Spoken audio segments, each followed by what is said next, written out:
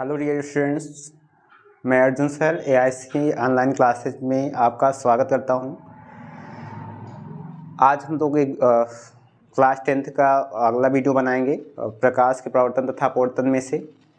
उसमें हम लोग पहले वीडियो हम आपको प्रकाश के बारे में, प्रकाश का परावर्तन और उसके नियम ये सिखाए थे। दूसरे वीडियो में हम लोगों ने प्रकाश से संबंधित जो नियम है उसमें गोलीय दर्पण, समतल दर्पण, गोलीय दर्पण के दो प्रकार, अवतल दर्पण, उत्तल दर्पण, उससे संबंधित जितनी भी परिभाषाएं थी, जैसे वक्रता केंद्र क्या है, वक्रता त्रिज्या क्या है, फोकस बिंदु क्या है, ठीक, ध्रुव क्या है, दर्पण का द्वारक क्या है, तो बहुत सारी उससे संबंधित जो परिभाषाएं थी उनके बारे में अध्ययन किए थे। फिर आपको हमने कहा था उसमें से एक परिभाषा दी फोकस, दर्पण का फोकस क्या होता है, इसको हम डिफाइन नहीं किए थे। आपको हमने कहा था कि इसको बाद में हम डिफाइन करेंगे क्योंकि वहाँ पास बहुत सारा हम लिखे थे। तो चलिए आज हम लोग सबसे पहले दर्पण का फोकस क्या होता है, फिर दर्पण की फोकस दूरी डिफाइन करेंगे, फोकस दूरी और वक्रता त्रिज्या में क्या संबंध होते हैं इसका अध्ययन करेंगे, ठीक। उसके बाद दर्पण द्वारा प्रतिबिंब बनने के नियम क्या होते हैं, दर्पण द्वारा प्रतिबिंब खींचने के या बनने के नियम क्या होते हैं, तो इसका अध्ययन हम लोग करेंगे। फिर लास्ट में हम लोग प्रतिबिंब क्या होता है, प्रतिबिंब की परिभाषा क्या होगी, प्रतिबिंब कितने प्रकार के होते हैं, तो प्रतिबिंब मुख्य रूप से दो प्रकार के होते हैं, आभासी और वास्तविक प्रतिबिंब, ठीक। तो आज इन टॉपिकों पे हम लोग अध्ययन करेंगे। आइए तो हम लोग इन टॉपिकों को एक एक करके पहले समझते हैं, फिर समझने के बाद आपको हम बोर्ड पे उसको लिख देंगे। आप नोट्स मंगाते हैं तो फिर मंगा लीजिएगा। सबसे पहले हम लोग दर्पण, गोलीय जो दर्पण पढ़े थे, उत्तल या अवतल दर्पण, उसका फोकस, मुख्य फोकस क्या होता है, इसकी परिभाषा, ठीक। तो पहले क्या पढ़ेंगे, गोलीय दर्पण का मुख्य फोकस।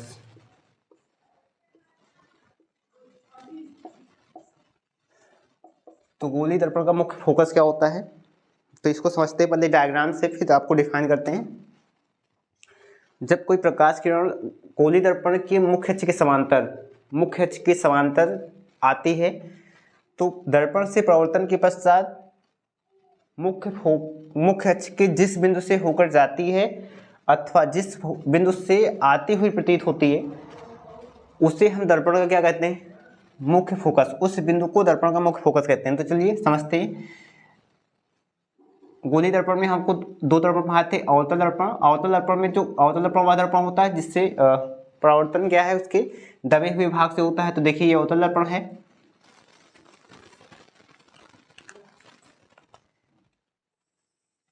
क्या है अवतल दर्पण। आप हमने कहा था परावर्तक जो तल होता है उसका जो मध्य बिंदु होगा वो ध्रुव होता है, उसमें सिखाए थे। ये क्या है, मुख्य फोकस है। इसको एक्स डैश इस तरह से करके हम लोग माने थे। इसका वक्रता केंद्र यहाँ पास कैपिटल सी था। हमको ये गोलीय दर्पण में क्या है, अवतल दर्पण, क्या है, अवतल दर्पण है, ठीक। अब उत्तल दर्पण, क्योंकि मुख्य फोकस की परिभाषा क्योंकि गोलीय दर्पण दोनों के लिए सीखनी है। तो उत्तल दर्पण क्या होता है, वह गोलीय दर्पण जिससे परावर्तन उभरे हुए तल से होता है। तो देखिए उभरा हुआ तल इसका परावर्तन है, चिकना चमकदार होता है, दबे हुए तल पे क्या है, पॉलिश कर दी हमने।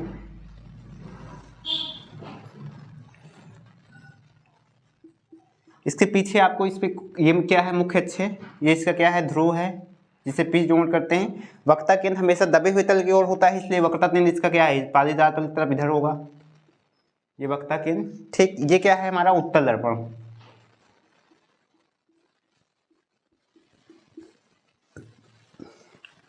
चलिए अब हमको किसकी परिभाषा समझनी है, मुख्य फोकस की, ठीक। तो दर्पण के मुख्य अक्ष, ये क्या है, मुख्य अक्ष, ये इसकी मुख्य अक्ष है।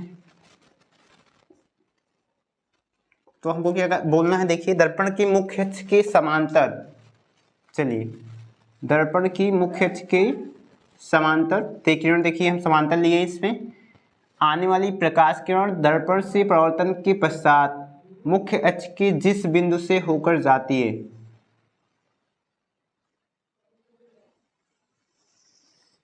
देखिए मुख्य अक्ष के जिस बिंदु से होकर जाती है, तो अवतल दर्पण में मुख्य अक्ष के समांतर आने वाली किरण दर्पण के से परावर्तन के पश्चात मुख्य अक्ष के जिस बिंदु से होकर जाती है, तो अवतल दर्पण में तो होकर जाएगी, लेकिन देखिए उत्तल दर्पण में एक समांतर किरण लेते हैं मुख्य अक्ष के।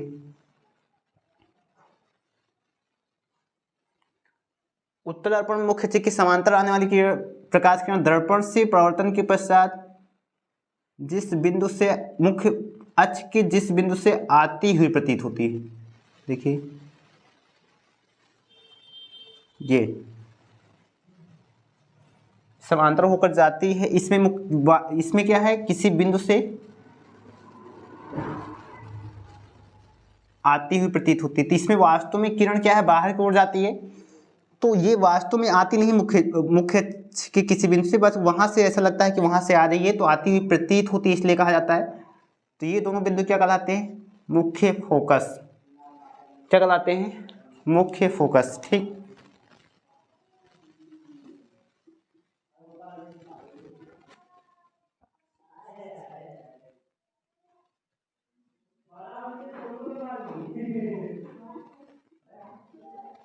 तो ये मुख्य फोकस होंगे, यहाँ पास ये मुख्य फोकस होगा,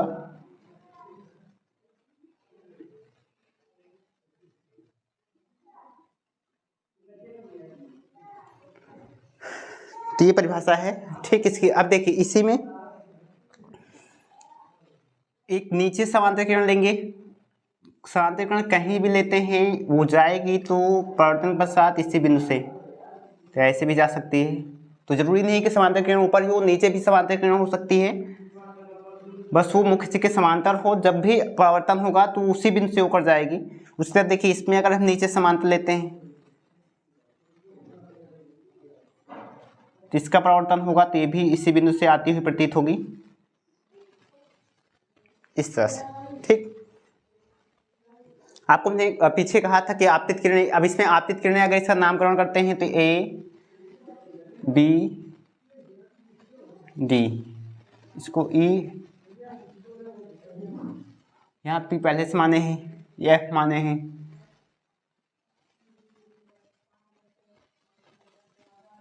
क्यों आर मान सकते हो आप।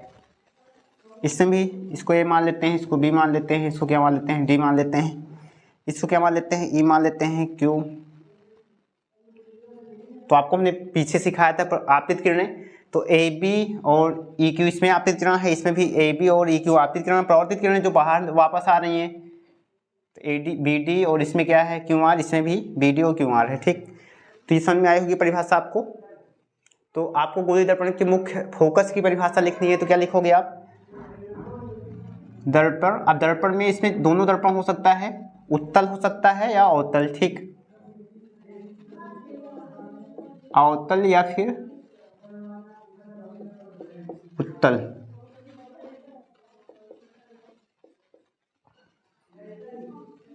दर्पण के मुख्य अक्ष के, दर्पण की मुख्य अक्ष के समांतर आने वाली प्रकाश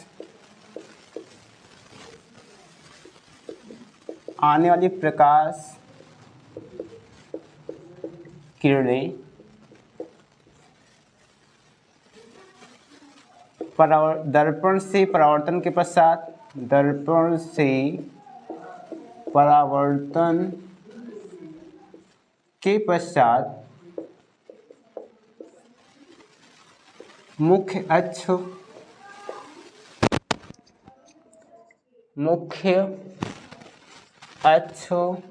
के जिस बिंदु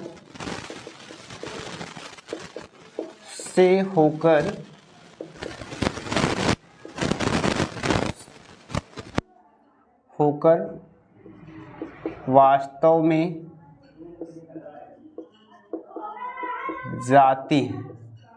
वास्तव में जाती हैं अथवा आती हुई प्रतीत होती हैं।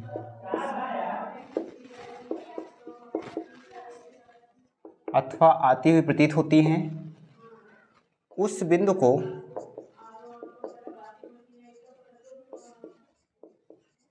दर्पण का मुख्य फोकस कैपिटल एफ कहते हैं। ठीक, देखिए चित्र बनाया है। दर्पण में चाहे दो दर्पण उत्तल होगा या अवतल होगा, आपको ध्यान रखना है। उत्तल दर्पण होगा तो इसमें आती हुई प्रतीत होगी, और अवतल दर्पण होगा तो उसमें वास्तव में होकर जाती है। ठीक, तो देखिए सिंपल परिभाषा है, आपको चित्र से ही लिखना है। दर्पण होगा, देखिए उत्तल अवतल दर्पण में से कोई दर्पण हो सकता है। दर्पण की ये मुख्य अक्ष के समांतर आने वाली प्रकाश किरणें दर्पण से, क्या लिखा है, समांतर आने वाली प्रकाश किरणें दर्पण से परावर्तन के पश्चात, तो दर्पण से परावर्तन के पश्चात मुख्य परावर्तन के पश्चात मुख्य अक्ष के जिस बिंदु, तो एक बिंदु देखिए यहाँ पास है, मुख्य अक्ष के जिस बिंदु से वास्तव में होकर जाती है, देखिए वास्तव में होकर जा रही हैं, अथवा उत्तल दर्पण में जाएंगे आती हुई प्रतीत होती हैं, वहां से आती हैं, बल्कि ऐसा लगता है कि वहां से आ रही है, प्रतीत होने का आभास होता है, कल्पना करते हैं, आती हुई प्रतीत होती हैं उस बिंदु को। तो दोनों में यहाँ पास ये है और ये यहाँ है। दर्पण का मुख्य फोकस क्या कहते हैं, कैपिटल एफ कहते हैं। ठीक, तो इसकी परिभाषा हो गई जो आपको समझ में आया होगा, और हमने इस पे लिख ही दिया है। आप चित्र से ही इसकी परिभाषा, अगर आपको चित्र डायग्राम समझ में आया तो इसको लिख सकते हो। अब दर्पण की फोकस दूरी, अगले हिडनी क्या होगी, दर्पण की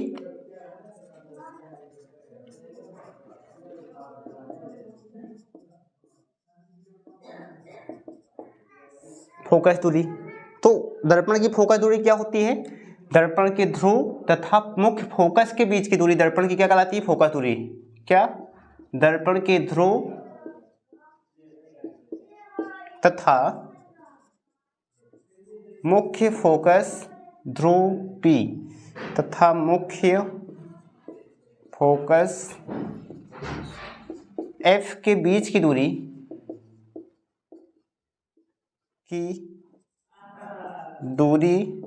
दर्पण की फोकस दूरी स्मॉल f कहलाती है।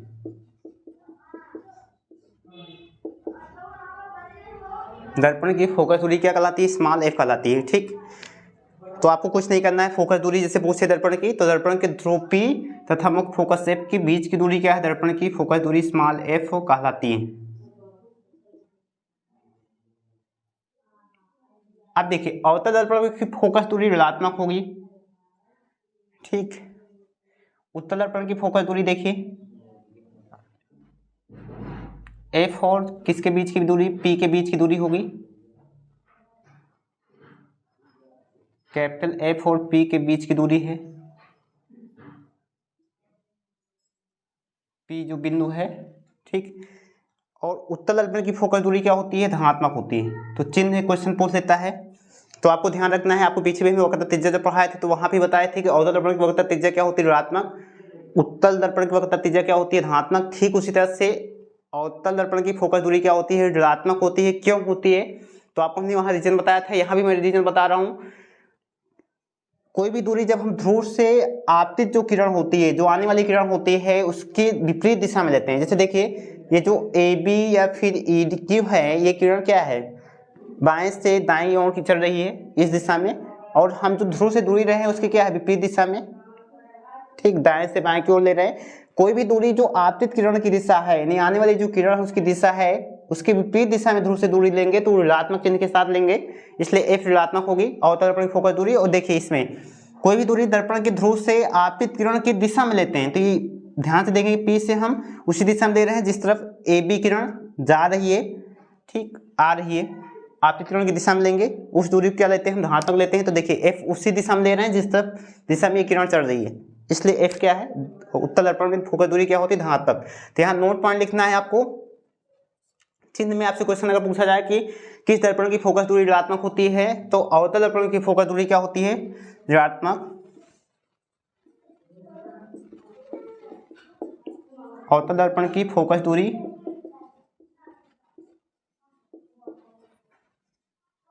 f ऋणात्मक होती है।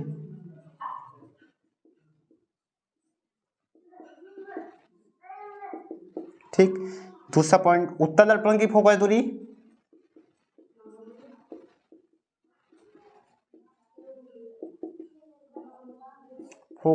क्या होती है, धनात्मक होती है।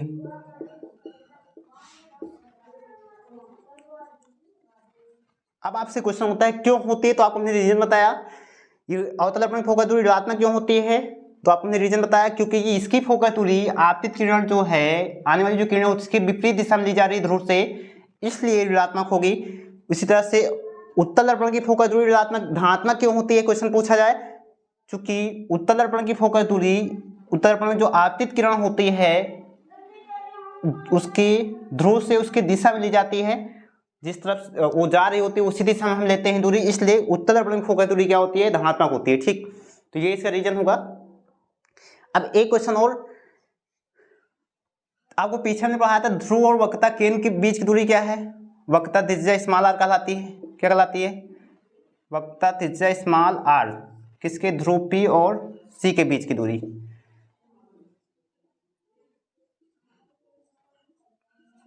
ये इसमें ऋणात्मक होगी। तो क्वेश्चन यहां पर जो अगला बनता है, हेडिंग रहेगी हमारी फोकस दूरी तथा वक्रता त्रिज्या में संबंध।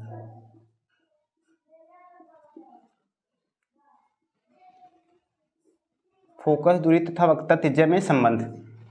तो आपने पीछे ही बताया था कि फोकस दूरी वक्रता त्रिज्या की क्या होती है, आधी होती है, लेकिन ये एक्चुअल में आधी नहीं होती। किस कंडीशन में आधी होगी, जब आपको हमने पढ़ा दर्पण का द्वारक, तो द्वारक क्या होता है, इसकी जो परावर्तक तल का व्यास होता है उसे दर्पण का हम द्वारक कहते हैं। तो आपको यहाँ M1 हमने माना था, यहाँ पास क्या माना था, M2 माना था, बीच में इसका जो परावर्तक तल का व्यास था उसी को हम क्या कहते हैं, दर्पण का द्वारक कहते हैं। ठीक, तो फोकस दूरी वक्रता त्रिज्या में संबंध क्या होता है ये हमको समझना है। तो इसके लिए हम क्या लिखेंगे, जब दर्पण का द्वारक वक्रता त्रिज्या की अपेक्षा छोटा हो, जब दर्पण का द्वारक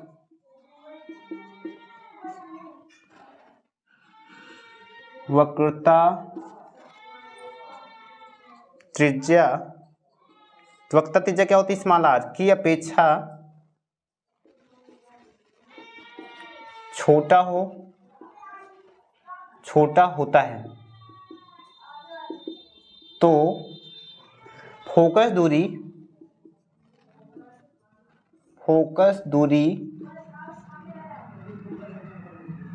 वक्रता त्रिज्या,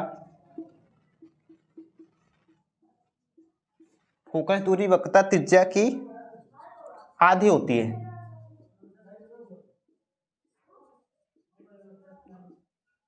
फोकस दूरी वक्रता त्रिज्या क्या होती है, आधी होती है। ठीक, कब, तो आपको देखिए हमने फार्मूला भी लिखाया था,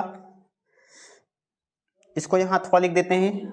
फोकस दूरी बराबर होता है वक्रता त्रिज्या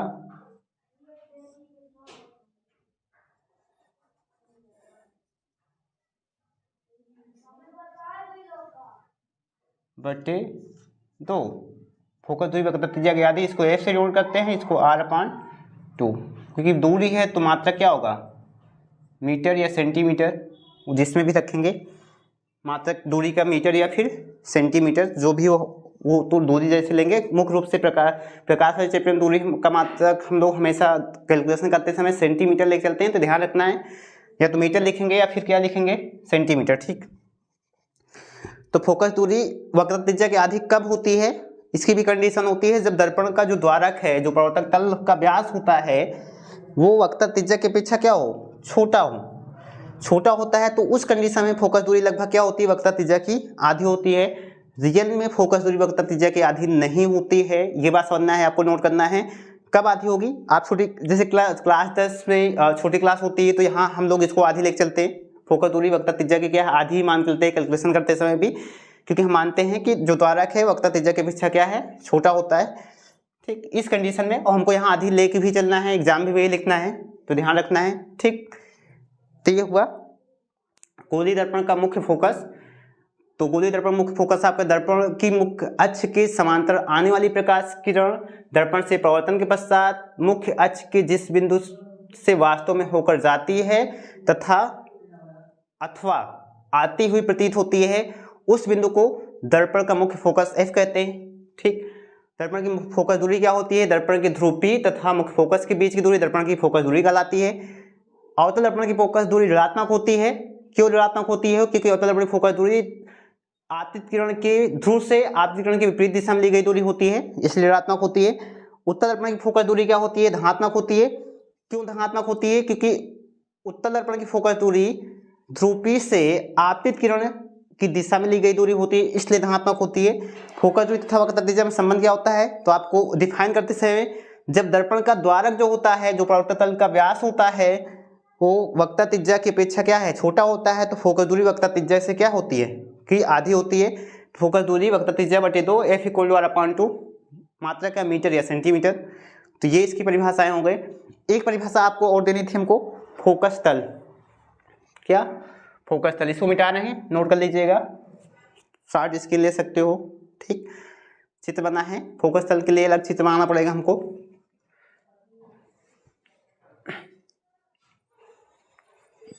चलिए,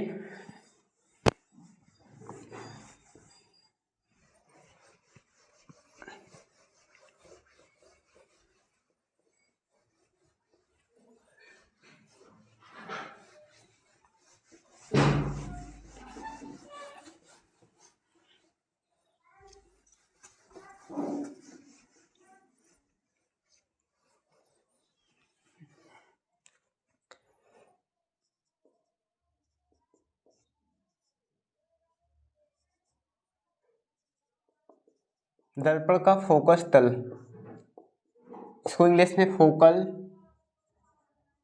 प्लेन ऑफ मिरर। तो देखिए, दर्पण का फोकस तल क्या होता है? कोई भी दर्पण होगा, उत्तल हो या अवतल हो। देखिए, अवतल दर्पण है। अब फोकस हम आपको डिफाइन कर दिए हैं, इसलिए फोकस तल भी डिफाइन कर लेंगे। ये वक्रता त्रिज्या और लगभग ये आप मध्य बिंदु भी फोकस, मुख्य फोकस F होता है। ठीक, इसी तरह से उत्तल दर्पण,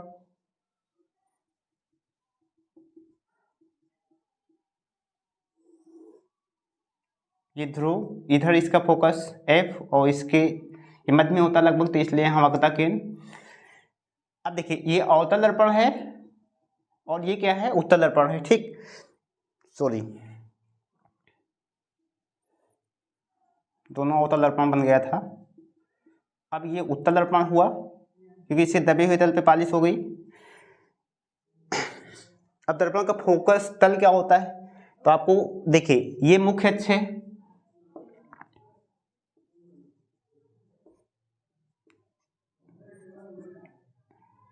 x डैश, ये मुख्य अक्ष शुरू से हम लोग लेके चले। ये क्या है? F क्या है? मुख्य फोकस। अभी डिफाइन किए हम लोग। अब आपको क्या डिफाइन करना है? फोकस तल डिफाइन करना है। तो क्या होगा दर्पण का फोकस तल? ये काल्पनिक होता है, इसके सामने कोई तल प्लेन होता नहीं, क्योंकि तल का मतलब कोई भी समतली वस्तु, जैसे ये देखिए, ये भी तल है, ये बोर्ड हमारा तल है। चलिए देखिए, इसको डिफाइन करना है। आपको क्या करना होगा? दर्पण के मुख्य फोकस F से होकर मुख्य अक्ष के लंबवत तल, मुख्य अक्ष के लंबवत तल दर्पण क्या कहलाता है? फोकस तल। ठीक, देखिए, दर्पण के मुख्य अक्ष के लंबवत मुख्य फोकस से होकर जाने वाला काल्पनिक तल होकर या गुजरने वाला तल जो होता है क्या कहलाता है? फोकस तल। ठीक, तो ये क्या है? फोकस तल होगा। अब आपको देखिए, ये तो डॉटेड लाइन दिख रही, डॉटेड लाइन नहीं होगी। देखिए, जैसे यहाँ इधर दर्पण होगा तो आपका कैसे होगा? इस तरीके से अवतल दर्पण होगा, यहाँ कहीं फोकस बिंदु होगा, तो इससे गुजरने वाला कोई तल इस तरह से होगा जो इससे होकर जाएगा। ठीक, ऐसे यहाँ से जैसे मान लीजिए यहाँ दर्पण है, तो इसकी मुख्य अक्ष आएगी, तो ऐसे गुजरने वाला जो कोई तल होगा जो प्लेन उसको कट करेगा वो तल होता है। यहाँ कोई प्लेन होगा, लाइन नहीं होगी, कोई पृष्ठ होगा जो इसको क्या करेगा, ऐसे कट करेगा। इस तरह से ये फोकस तल होता है। तो ये समझना है आपको। तो आपको डिफाइन करना है तो क्या लिखोगे, दर्पण के मुख्य अक्ष के लंबवत मुख्य फोकस से होकर गुजरने वाला तल क्या कहलाता है, फोकस तल। दर्पण के मुख्य फोकस, दर्पण के मुख्य अक्ष के लंबवत के मुख्य अक्ष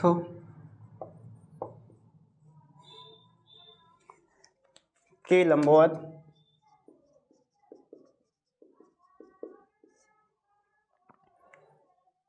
मुख्य फोकस से होकर गुजरने वाला तल फोकस तल कहलाता है।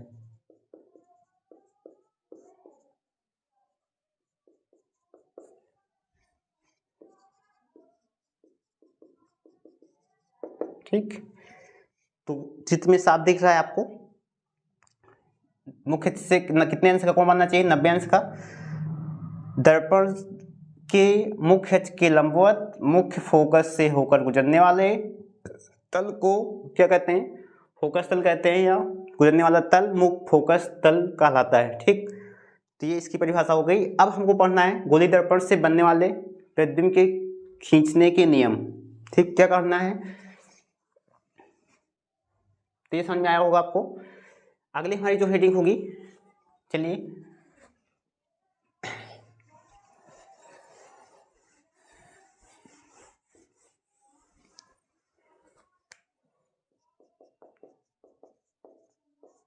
गोली दर्पण से बनने वाले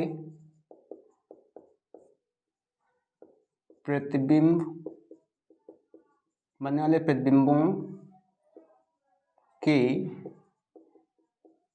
खींचने के नियम।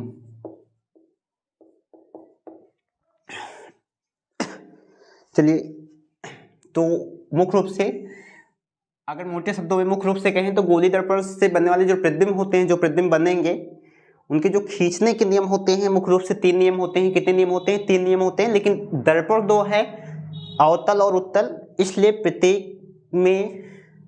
प्रत्येक में कितने नियम बन जाते हैं, 2। मुख्य रूप से 3 नियम होते हैं, लेकिन जब उसको थोड़ा से दर्पण के अनुसार अलग अलग करेंगे तो पहले में 2 अवतल उत्तल के लिए, फिर दूसरे में 2 अवतल उत्तल के लिए, फिर तीसरे में 2 बन सकते हैं, तीसरे में 1 भी कह सकते हैं। ठीक, तो चलिए, तो सबसे पहले कितने नियम होते हैं मुख्य रूप से दर्पण द्वारा प्रतिबिंब बनने के खींचने के कितने नियम होते हैं, 3 नियम होते हैं। कितने नियम होते हैं दर्पण द्वारा प्रतिबिंब बनने खींचने के, मुख्य रूप से 3 नियम होते हैं।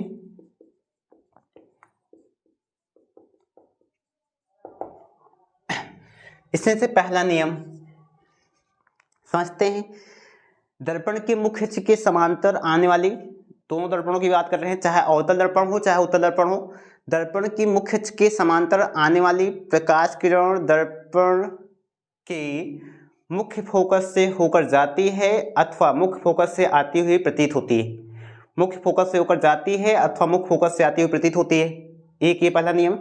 हमने दर्पण कहा, तो दर्पण में अवतल दर्पण होगा तो उसके मुख्य अक्ष के समांतर आने वाली किरण दर्पण से परावर्तन के पश्चात मुख्य फोकस एफ से होकर जाएगी वास्तव में। ठीक, लेकिन जब उत्तल दर्पण होगा तो उत्तल दर्पण के मुख्य अक्ष के समांतर आने वाली प्रकाश किरण मुख्य फोकस से आती हुई क्या होती है, प्रतीत होती है। इस तरह से पहले में कितने नियम हो जाएंगे, 2। इसलिए हम दोनों को अलग अलग करके लिखते हैं, ज्यादा अच्छा समझ में आएगा। पहले समझा देंगे।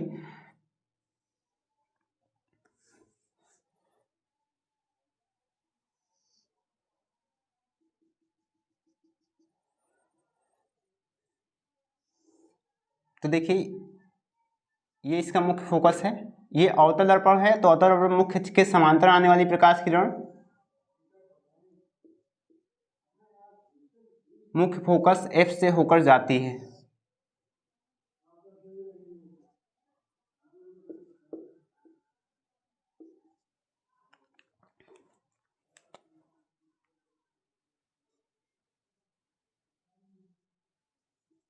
ठीक। और यहीं पास देखिए उत्तल दर्पण में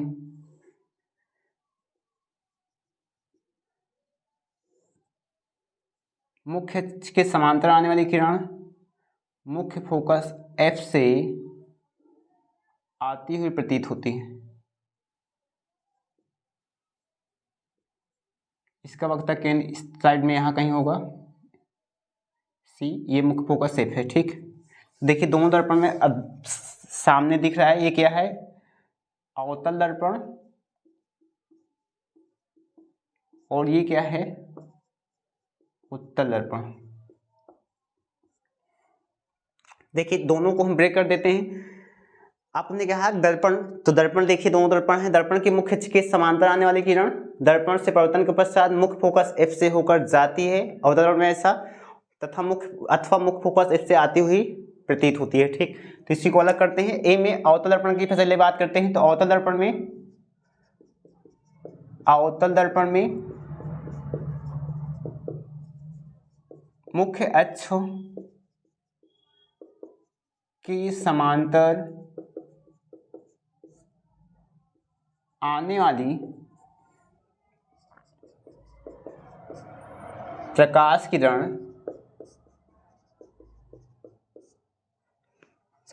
प्रकाश किरण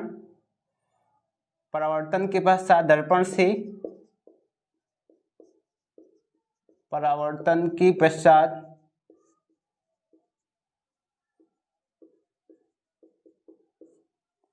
मुख्य फोकस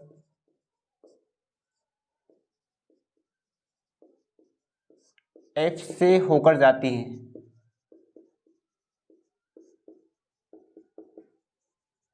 ठीक, एकदम साफ दिख रहा है आपको। उत्तल दर्पण में यही B,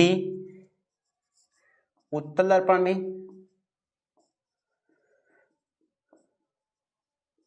मुख्य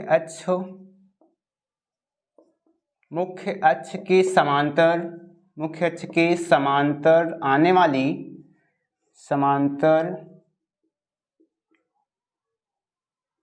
आने वाली प्रकाश किरण दर्पण से परावर्तन के पश्चात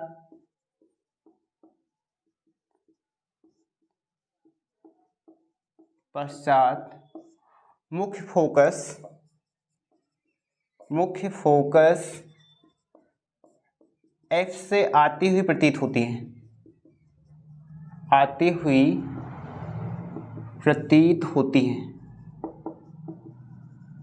ठीक, देखिए पहला नियम दोनों के लिए लिख दिए हैं, चित्र साफ बना है, चित्र जो लिखे हैं चित्र से लिखे हैं।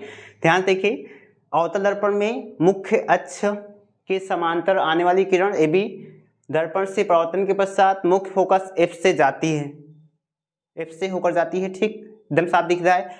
दूसरा पहले का B लिखे, उत्तल दर्पण में मुख्य अक्ष के समांतर आने वाली किरण AB दर्पण से परावर्तन के पश्चात मुख्य फोकस F से आती हुई, वास्तव में नहीं आ रही है लेकिन ऐसा लग रहा है कि F से वो बाहर की ओर आ रही है BD। ठीक, तो आती हुई इसलिए प्रतीत होती मतलब आभास होना, नहीं वास्तव में ना आना, लेकिन ऐसा लगना कि वहां से आ रही है। ठीक, तो ये हो गया पहला नियम। ठीक, तो पहले का AB, इसी को हम मिला क्या कहते हैं, उत्तल अवतल हटाएंगे तो दर्पण में मुख्य अक्ष के समांतर आने वाली प्रकाश किरणें दर्पण से परावर्तन के पश्चात, सेम का इस सेंटेंस हुआ, मुख्य फोकस से होकर आती हैं, मुख्य फोकस से होकर जाती है। ठीक, अथवा आती हुई प्रतीत होती है। तो दोनों को एक साथ बोल देते हैं, दोनों को अलग किए हैं। अब दूसरा नियम देखिए, दूसरा जो नियम है जस्ट इसी का विपरीत है। ठीक, दूसरा नियम जस्ट इसी का विपरीत है। दूसरे नियम को समझना है। देखिए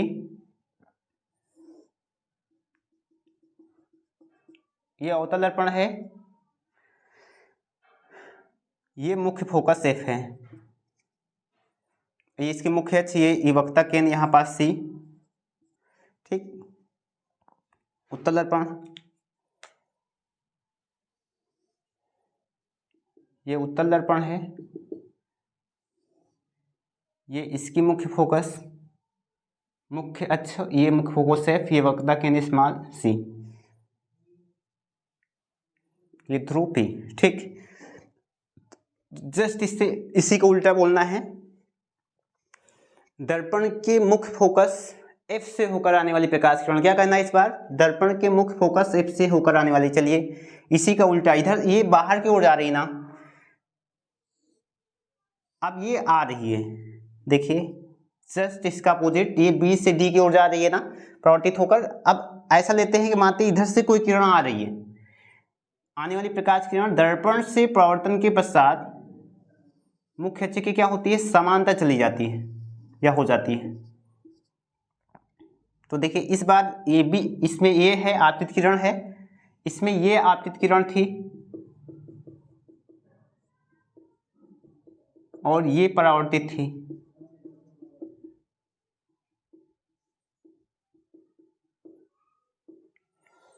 इसमें अगर ध्यान से देखेंगे तो ये आपतित किरण है क्योंकि ये दर्पण की ओर आ रही है, और ये परावर्तित।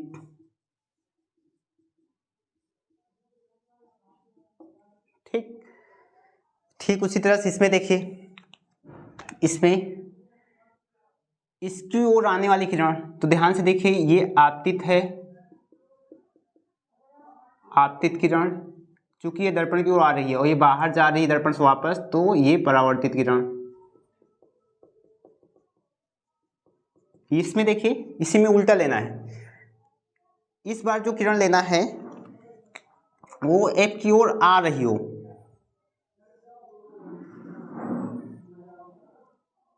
देखिए दर्पण से परावर्तन के पश्चात मुख्य अक्ष की क्या होगी, समांतर हो जाती है।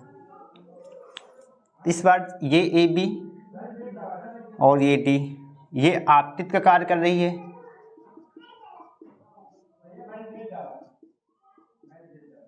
और ये क्या है, वापस जा रही है तो परावर्तित हो गई। ठीक, परावर्तित किरण देखिए, अब जगह नहीं है, समझ लीजिएगा। इस तरह से जस्ट पहले का विपरीत नियम होता है दूसरा, क्या बोलना है आपको, दर्पण के मुख्य फोकस से होकर आने वाली अथवा दर्पण की फोकस की ओर आने वाली, प्रतीत होने वाली, आने वाली जो किरण है, फोकस की ओर आने वाली किरण दर्पण से परावर्तन के पश्चात मुख्य अक्ष के समांतर चली जाती है। ठीक, तो पहले इसमें ए अवतल दर्पण में वास्तव मुख्य फोकस से होकर आती है। ठीक, तो क्या लिखेंगे, अवतल दर्पण के मुख्य फोकस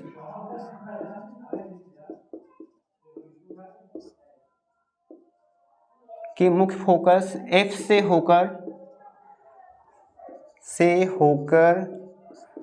आने वाली प्रकाश किरण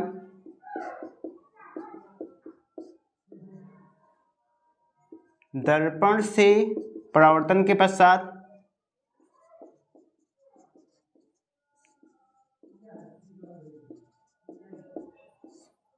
मुख्य अक्ष के समांतर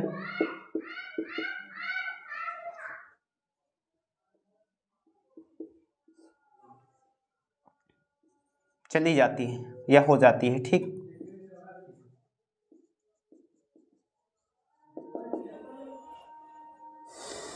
ठीक, मुख्य अक्ष के समांतर चली जाती है, हो जाती है। ठीक, अब उत्तल दर्पण में क्या लिखेंगे, उत्तल दर्पण के मुख्य अक्ष, मुख्य फोकस के मुख्य फोकस एफ की ओर, इसमें क्या लिखेंगे, की ओर, उसकी ओर आ रही है। ठीक, बात समझा नहीं रही, आने वाली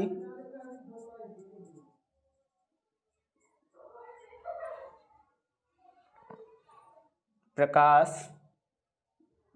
किरण दर्पण से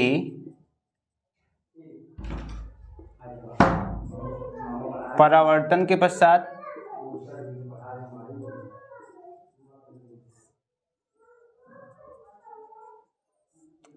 मुख्य अक्ष के समांतर हो जाती है, चली जाती है।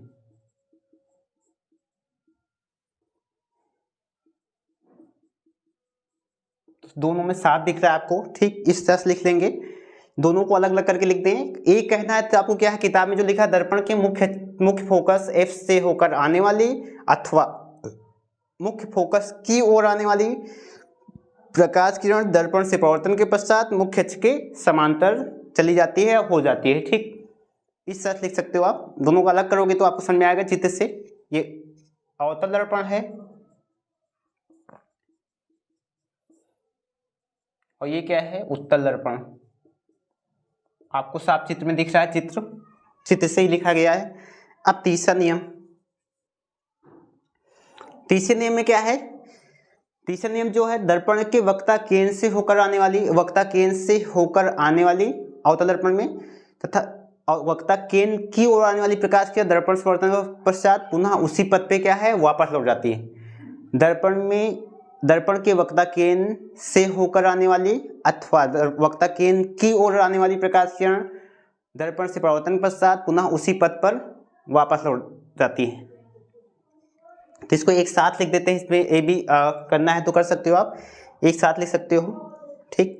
चलिए इसमें चित्र बना लेते हैं तो आपको हम समझा देते हैं।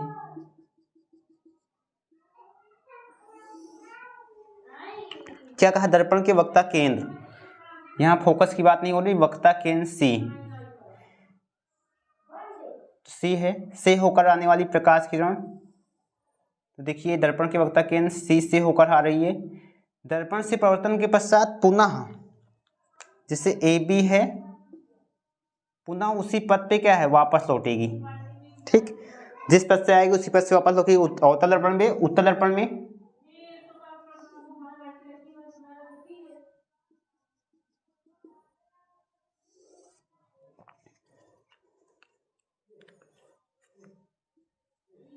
P, ये F और ये यहाँ वक्ता केंद्र C होगा, इसकी ओर आने वाली, ठीक।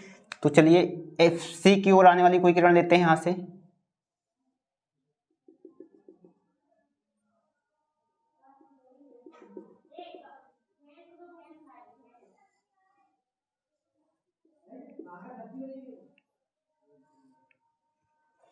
ध्यान से देखिएगा, ए बी ये जो सी की ओर आ रही है, ठीक, वास्तव में सी पे पहुंच नहीं रही है, पहुंचेगी क्योंकि दर्पण है, दर्पण के आगे प्रकाश किरण जाती नहीं, सी को ओर आने वाली प्रकाश किरण वक्ता की पुनः उसी पथ पे क्या है, वापस लौट जाएगी, ठीक। तो तीसरा नियम क्या है, एक साथ लिख देते हैं दोनों में, ठीक। अवतल दर्पण में लिख रहे हैं एक साथ, अवतल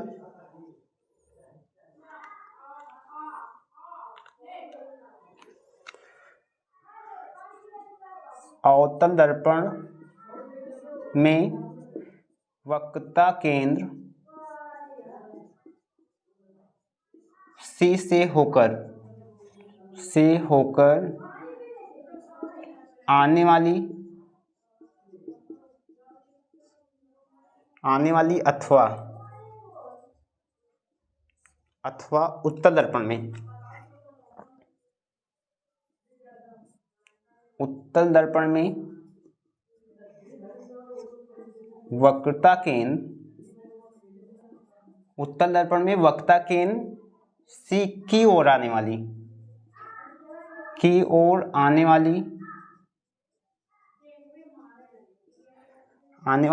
प्रकाश